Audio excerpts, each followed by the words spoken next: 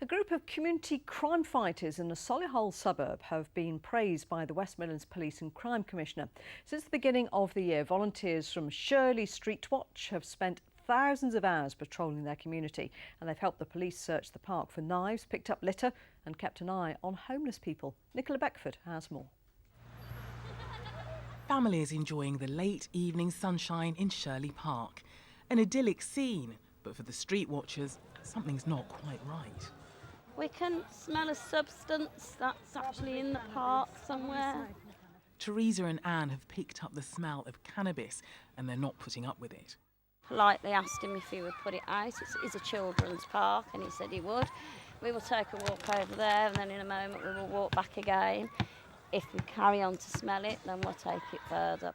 You'll find the group on patrol in Shirley every day, noting crime and collecting intelligence, which they pass on to the police. Nothing goes unnoticed. My pet house. Yeah. Here's another one. And moments later... Gas bottle? Nah, it's empty. Anything or anyone that tries to protect our community and make it safe, it's got to be a really good thing, hasn't it? Speeding drivers don't escape the street watchers either. Weaving in and out of traffic. That will go on to the police report and that will have a visit from the police. Chris coordinates the group and says they're not there to replace the police. People have criticised us and said it's policing on the cheap, but to me, I'm not. We are where we are. We're not going to get any more police. Everybody would love more police, but it's not going to happen. So if we can help them, then all the better for us. Challenging antisocial behaviour, helping the homeless and even cleaning the streets. This group is determined to make their community a better place. Nicola Beckford, BBC Midlands Today in Shirley. And Nicola is in Shirley for us this evening. So Nicola, it sounds as though Street Watch has been quite a success.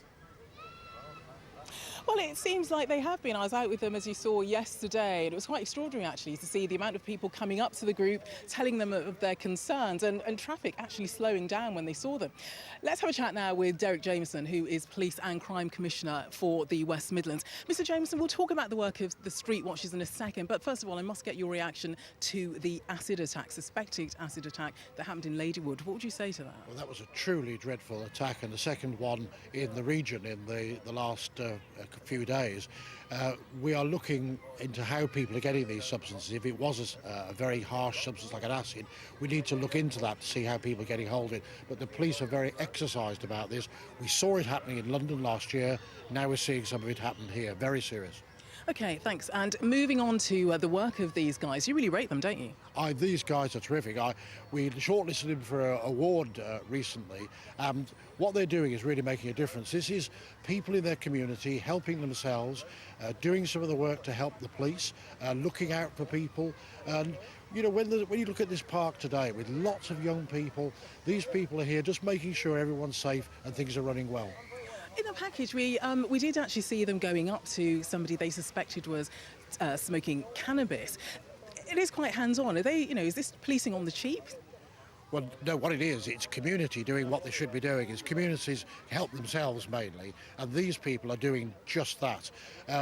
They won't be confronting people largely, and certainly if there's violence involved. But what they're doing is acting as the eyes and ears, but they're setting the tone of the place. This belongs to the community. It doesn't belong to anybody else. The community own it, and it's for communities to make sure what's going on in their area is what they want going on in their area. OK, Derek Jameson, thank you very much indeed.